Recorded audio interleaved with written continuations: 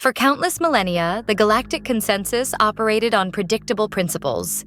Civilizations rose and fell, empires clashed and converged, all within a comprehensible spectrum of existence. Prosperity was measured, threats categorized, and every species understood its place in the grand cosmic tapestry. Then, humanity arrived.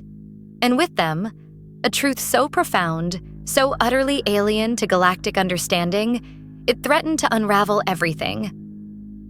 A truth that began not with a roar, but with a smile. What if the most terrifying force in the galaxy wasn't a monstrous leviathan or a hyper-advanced war machine? What if it was just them? And what if the very qualities that made humanity unique were the ones that terrified the galaxy most?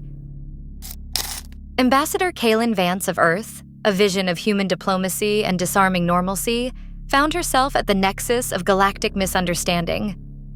The initial data transmitted from Earth, vast libraries of music, complex mathematical formulas, profound poetry, even intricate culinary recipes, had painted a picture of a peaceful, artistic, perhaps even docile species. They saw herbivores. They saw scavengers. They saw nothing like what was truly there. Their own evolutionary paths were clear: predator or prey, consumer or consumed. Humanity defied their every classification.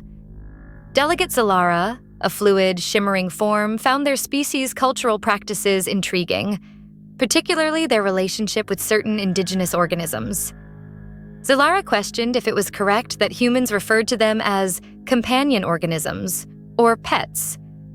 Kaelen confirmed that was correct, addressing Delegate Zalara. She explained that humans kept dogs, cats, even birds and fish, bringing them into their homes, caring for them, and sharing their lives with them, noting that many were beloved family members. Delegate Vorlag, a sharp, angular Cathar, observed that their data indicated many of these pets were, in fact, predators, apex predators on Earth's homeworld.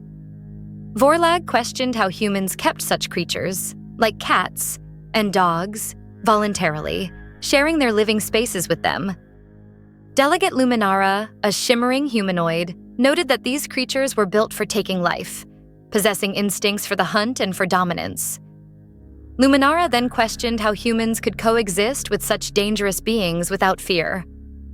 Kaelen softly chuckled, a sound unfamiliar and unsettling to the aliens. She affirmed that they were indeed wonderful companions, highly intelligent and incredibly loyal. She acknowledged understanding their instincts, but also emphasized that humans had fostered bonds of trust that transcended simple predator-prey dynamics.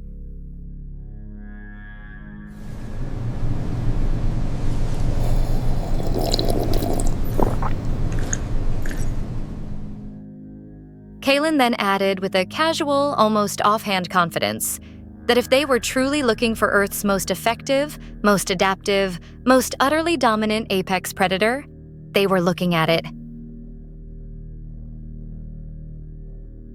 The air in the chamber froze.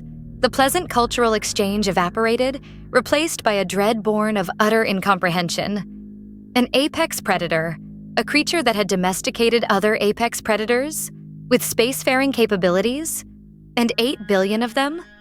The implications were staggering. Was it possible that such a species could exist? Imagine for a moment. Imagine a civilization that not only coexists with, but cares for, the most dangerous creatures on their planet, not out of necessity, but out of affection. And then imagine that they themselves are, by their own admission, the very peak of that lethal evolutionary ladder. What kind of species casually declares itself the deadliest force on its homeworld with a smile? The revelation hung heavy in the air. Whispers of deathworlder species, ancient legends of monstrous, unconquerable beings, suddenly felt all too real. The delegates, their composure shattered, their scientific classifications inadequate, demanded more. They needed to understand this impossible truth, to quantify this unpredictable variable. Delegate Vorlag informed Ambassador Vance that given her unusual declaration, they requested a practical demonstration, a capability assessment as her files referred to such scenarios. He stated they must observe firsthand this apex predation for strategic analysis. Kaelen nodded, unperturbed, a glimmer of amusement in her eyes, and asked what they had in mind, adding that humans were always happy to collaborate. The test was designed to gauge problem-solving under duress. Limited resources, complex environmental hazards, a clear linear path to an extraction point.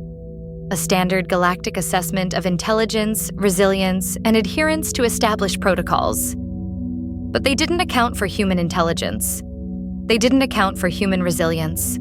And they certainly didn't account for human disregard for what constitutes an intended solution. The expected path was intricate, slow, methodical. A demonstration of patience, advanced spatial reasoning, and unwavering precision. Most species would take cycles to navigate even this initial phase.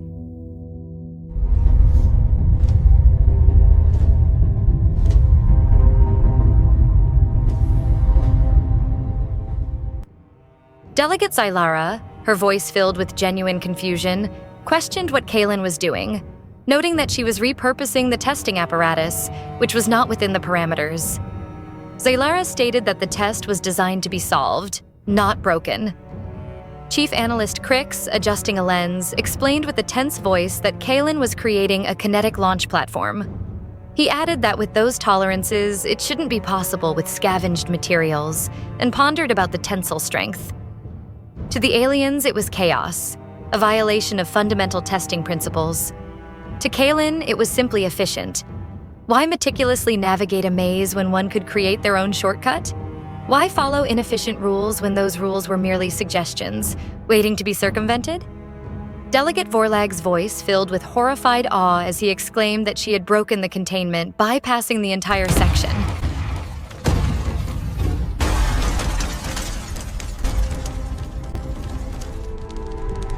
Within minutes, she was at the extraction point, a mere fraction of the allotted time.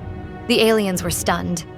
Their meticulously designed, state-of-the-art test, utterly broken, rendered trivial by human ingenuity.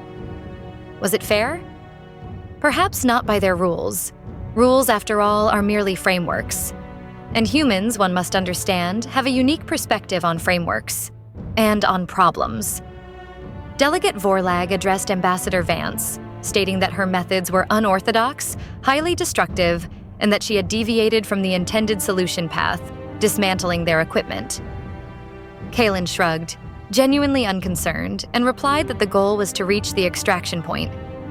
She affirmed that she had simply found the most efficient way. She then added that their sensor array had a significant blind spot, easily exploited, and their safety interlocks could be bypassed with a simple resonant frequency, offering it as a suggestion for their engineers for future, more robust designs.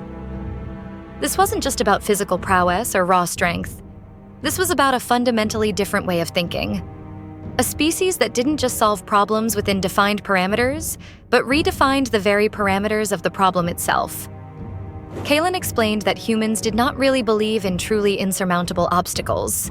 She stated that they believed in problems that had not been solved yet, or problems that just needed a fresh perspective, and added that humans were pretty good at solving any problem, whether it's harnessing the raw power of a planet, feeding billions on a single world, or bending the very fabric of space-time to achieve faster-than-light communication.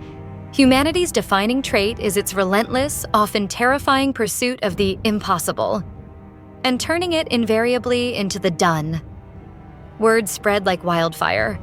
Through every diplomatic channel, every secure network, the tales of Ambassador Vance's demonstration and her unsettling philosophy reverberated.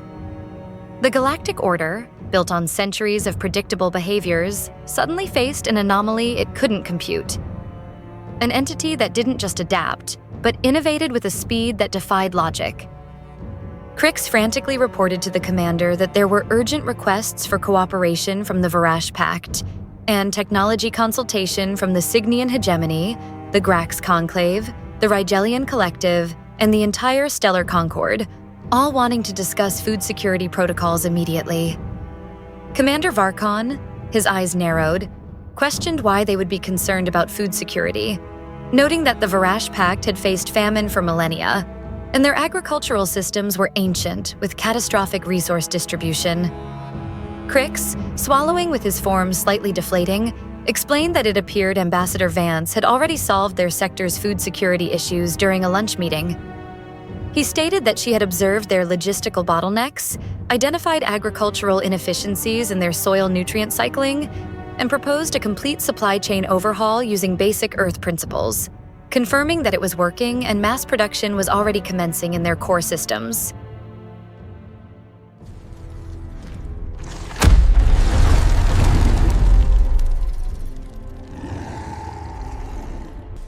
The chief analyst struggled. How does one classify a species that isn't inherently aggressive, doesn't seek conquest or resources, but whose mere existence and methodology makes them the most dangerously transformative force imaginable?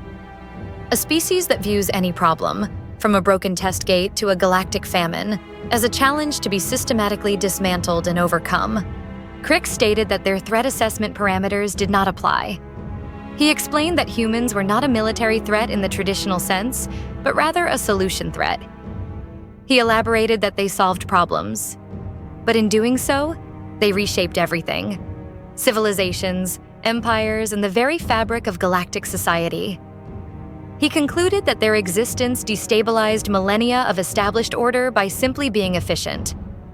Varkon slowly, with a dawning, terrifying realization, his voice a low growl, stated that humans did not just win wars, they ended them by rendering their causes obsolete. He observed that they did not just adapt to environments, they remade them to suit their needs. He concluded that they did not just solve problems, they rendered them obsolete, thereby rendering entire institutions, entire cultures that formed around those problems, obsolete, calling it not just cooperation, but symbiotic absorption. Varkon then commanded to begin drafting comprehensive cooperation agreements and immediate, full technological exchange, stating they needed to learn from humans and integrate them before they solved them by accident. And so, Ambassador Kaelen Vance continued her duties, a human being simply being human, unaware of the seismic shift she had triggered across 1,000 worlds. The galaxy had just learned that Earth's apex predator was not a beast of fang and claw, but a creature of relentless ingenuity, boundless adaptability, and an unnerving knack for solving the impossible. A creature whose very nature promised to either elevate or obliterate every civilization it encountered. The question remains, what problem will humanity solve next? And what will that mean for the rest of the galaxy that now watches? With a mixture of terror and hope, as Earth's apex predator decides its next challenge.